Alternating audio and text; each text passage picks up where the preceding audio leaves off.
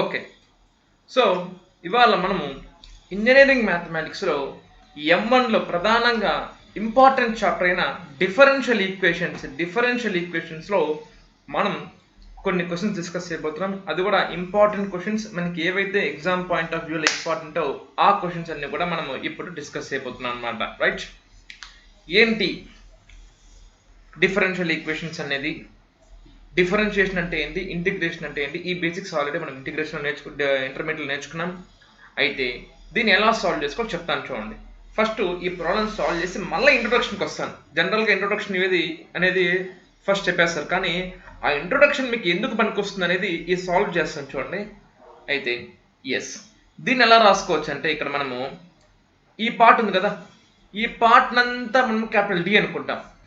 Okay, అప్పుడు ఏమవుతుంది, ఇది డి స్క్వేర్ డబుల్ డిఫరెన్షియేషన్ కాబట్టి దీన్ని నేను డి స్క్వేర్ వై అనుకుంటా, -6 ఇంటూ సింగిల్ డెరివేటివ్ కాబట్టి dy అనుకుంటా, plus 13y is equal to 0.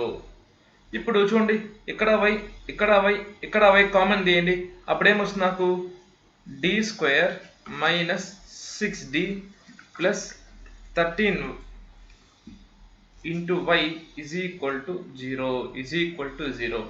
ఇప్పుడు ఈ క్వాడ్రాటిక్ ఈక్వేషన్ మనం సాల్వ్ చేసుకుంటాం. ఇప్పుడు డీలో ఉండేదాన్ని మనం సమ్ ఎంఓ పీనో అనుకుంటాం. Let it be, I will take it as p m.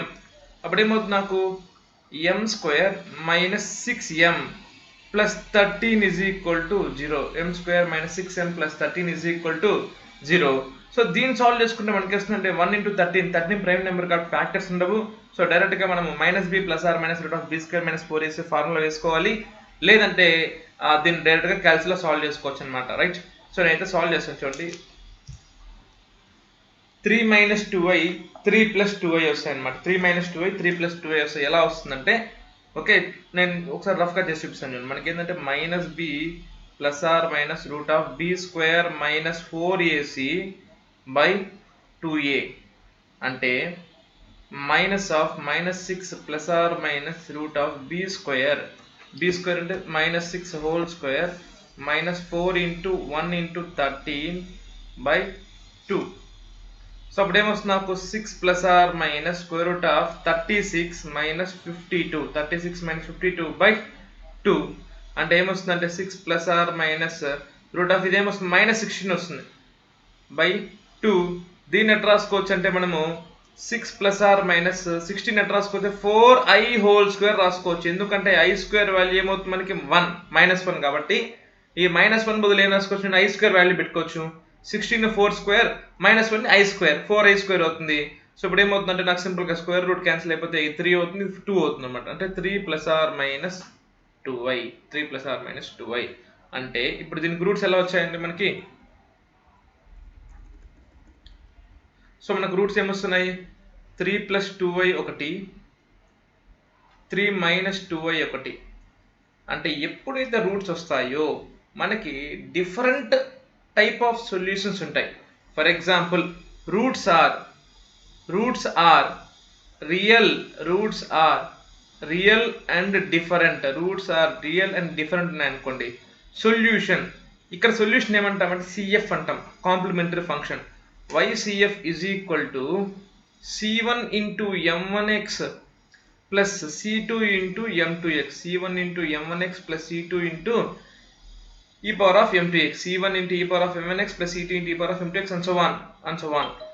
ఇప్పుడు ఎప్పుడైతే రూట్స్ మనకి ఇందులోనే ఈ రియల్ రూట్స్ డిఫరెంట్ రూట్స్లోనే, రియల్ అండ్ డిఫరెంట్లోనే మనకి రెండు రూట్స్ ఈక్వల్గా వచ్చాయనుకోండి, అప్పుడు ఏమవుతుందంటే YCF is equal to C1 plus C2x into ఆ ఈక్వల్ రూట్ ఏమొస్తుంది, అది e power of mx. అలా కాకుండా ఎప్పుడైతే మనకి రెండు రూట్స్ ఈక్వల్, మూడోది అన్ఈక్వల్ వచ్చింది అనుకోండి, అప్పుడు ఏమవుతుందంటే YCF is equal to C1 plus C2x into e power of m1x, అది ఈక్వల్ రూట్ ఏది వస్తుంది అది వేసుకోవాలి, plus e power of m2x and so on. అంటే ఎక్కడైతే రూట్స్ ఈక్వల్ వస్తాయో అక్కడ ఇలాంటి ఫార్ములా వాడాలన్నమాట. ఇది రియల్ రూట్స్కి.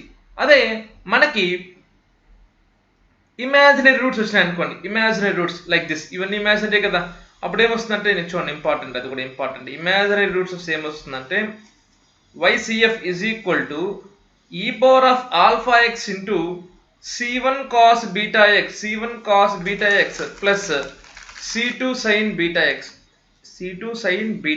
ఇది చాలా ఇంపార్టెంట్. అయితే ఏంటి ఆల్ఫా బీటా అంటే మనకు వచ్చే రూట్స్ ఎప్పుడు కూడా ఇలా వస్తాయండి. ఓకే, ఆల్ఫా ప్లస్ బీటా ఫార్మాట్లో వస్తాయి. ఇప్పుడు మనకేమొచ్చింది, మనకి 3 + r - 2i వచ్చింది. సో దీన్ని మనం alpha plus or minus i బీటాతో కంపేర్ చేసుకుంటే ఆల్ఫా వాల్యూ 3, బీటా వాల్యూ 2.